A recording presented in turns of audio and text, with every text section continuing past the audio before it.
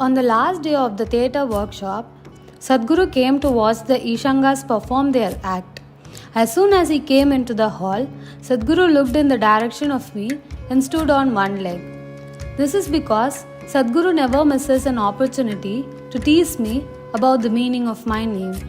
"Stand on one leg and ask Swami," said Sadhguru as soon as I took the microphone to ask the question. I asked, "Where did I put my chappals?"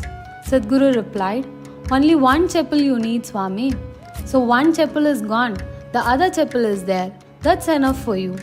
And I said, "Sadhguru, this is one question.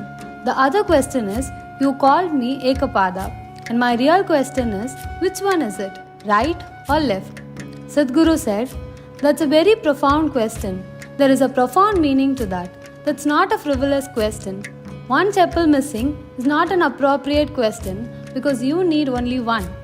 And I said, "What does Asteya have to do with identity in saying that you're not the body, you're not the mind?" And Sadhguru replied, "Though you stand on one leg, you're becoming wise these days." And Sadhguru continues to give his answer with his usual clarity.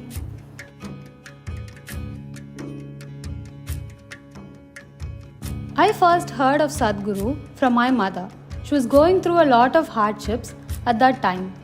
So hearing from friends who recommended that she attend the yoga program, she quickly signed up for the Isha yoga class as well as Bhavat Spandana program. I thought maybe just another workshop. Will it work? I waited to see. Once she came back from the Bhavat Spandana program, I looked at her face and I almost didn't recognize her. Her face was radiant and relaxed, like a huge burden was lifted off her life. I knew that whatever she gone through worked. I enrolled the next Isha Yoga program with Sadhguru. During the program, all the class aspects went straight over my head. I cried bitterly when it was over because I didn't experience anything, or rather, I didn't experience what I wanted to experience. Nevertheless, the atmosphere in the class did indicate to me that this was different. Sadhguru was different. This was not another new age gimmick. The next time Sadhguru came to Lebanon was a year later. This time I volunteered for the program. But then 2 years had passed since my big experience on the mountain, and my longing was hitting a painful peak. After one of the sessions, seeing Sadhguru, I was sobbing mad, and though I felt embarrassed, something within me just wanted to let go. That is when I realized that there was nothing much more to Sadhguru than I could ever understand. During my Bhava Spandana program, I felt drawn to the way of volunteers served. I felt they knew some love, some joy that I didn't have. Otherwise, they could have treated us like we were everything to them. The way Sadhguru chanted Shiva Shambho, I knew he knew something far beyond me. I melted in longing and eagerness, crying tears like I found something of tremendous value. That is when I first heard about Shiva, and that he was the destroyer. In one of the processes, I decided to give it a full shot. I threw myself completely, and I lost any sense of where my body was for a few moments. In another process, intense session ran through my entire body. I was shaking and crying uncontrollably. I saw each participant as a divine entity. I naturally bowed down to everyone.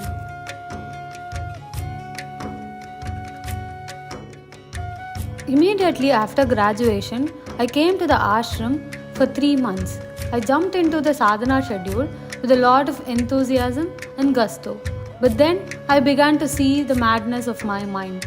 Everything came to the surface, and it was quite hard to believe and digest. I was at a loss. On the 10th day, I got an opportunity to meet Sadhguru. The moment I came in the room, I fell at his feet crying, asking him what was going on. In that meeting, he set a few things straight in me.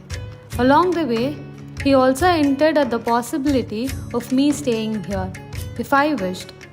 I never realized that this was possible at all. On the 14th day, in the ashram, having seen that the source of energy that this place imbibed was what I longed for within me, there was no other option for me. I had to be here, madness or no madness. I had to see this though. Before I went back to Lebanon, I had another meeting with Sadhguru. There is a lot of shit to get off this tree to make it grow, he told me. I didn't understand what he meant, of course. I went back to Lebanon, but after 3 months, I was back to the ashram for good. Initially, I volunteered in dining, kitchen, audio, and archives.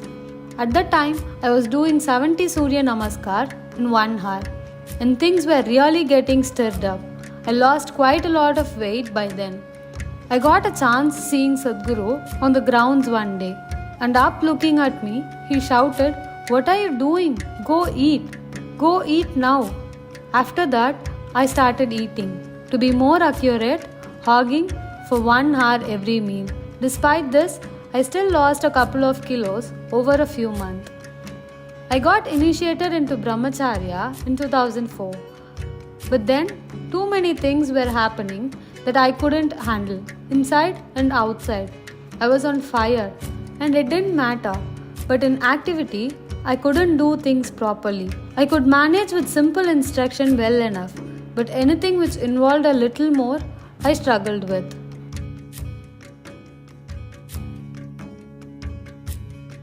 Shortly after, a week-long Brahmachari's meet was to take place while I was stuck in Nepal due to visa complications. We were meant to be in silence, so I made arrangements to be in silent too and was given a sadhana schedule. On one of the days, as I was sitting for presence, a soft yet very consuming moment happened. As if I collapsed into myself, and there was Sadhguru. I felt I belonged no more to myself, and I was fired up to come back and be useful to everyone around me.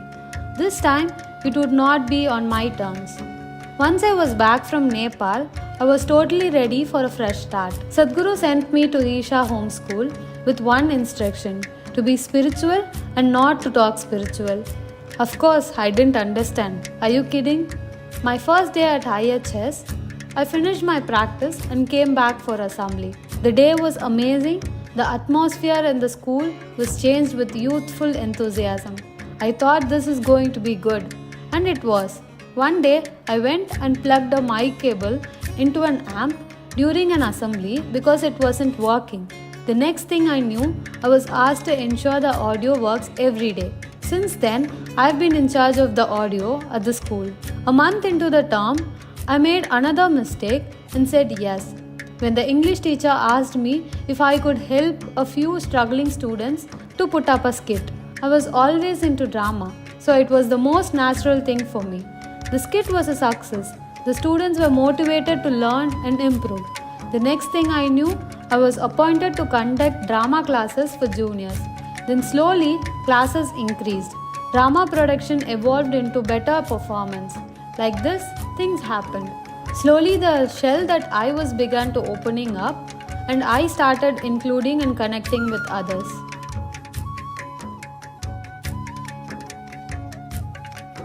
The Sangha makes it so much easier to grow because every situation becomes a check and a way for my growth.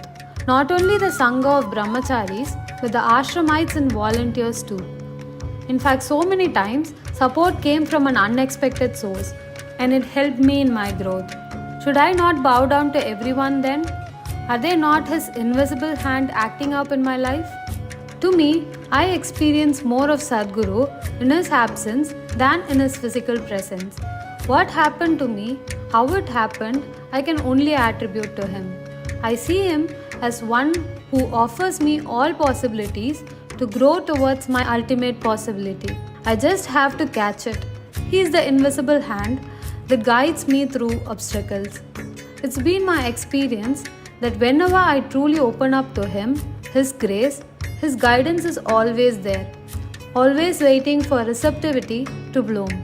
A few years ago, in the Brahmacharis meet, Sadhguru told me that I need to remain steady and focused, that my path will be slow, but by the time I'm 40 to 50, I'll start exploring deeper dimensions of consciousness. Well, I'm 41 now. As I continue to work on my stability and focus, I strive to grow. I wait for Him. Namaskaram, Swami. Hi. Namaskaram. Would you like to participate in 11 questions? Only 11. Okay, Swami. Can you tell us something about yourself? My name is Swami Ekapadha. I stay in Isha Yoga Center and I also work in Isha Homeschool. What is the meaning of your name? Kind of varied over the years, to be honest. Now it's kind of veering towards Nataraja. Okay. Can you tell us about your current activity in Isha? I am a French teacher and I also teach public speaking and I take care of other responsibilities also. What is the one unique thing about homeschool that you find nowhere in the world? A lot of kids are smiling and teachers are also smiling. Your first brush with Isha? My mother's face. She came back from a yoga program and when I saw her face, she was like super relaxed, smiling, bright, and I was like, What is the funniest thing that you have heard about being a brahmachari? Very serious people. When I crack a joke at somebody, they look at me upside down like this, thinking, "Oh, Swami, how is Swami cracking jokes?" Yeah, that's the kind of thing that happens. What were you doing before you moved here? I was studying architecture. One interaction with Sadhguru that is etched in your memory. Very hard to choose because all of them where he spoke to me and looked at me with that look and he gave me some very profound thing that I didn't understand. Those are all etched in my memories, hoping that maybe I will understand them sometime. One similarity between India and Lebanon. Very tough question. I'm not sure. One word for brahmacharya. Blessed. Sadhguru. Oh, India. culture. Swami Ekapadha. Striving. Namaskaram, Swami.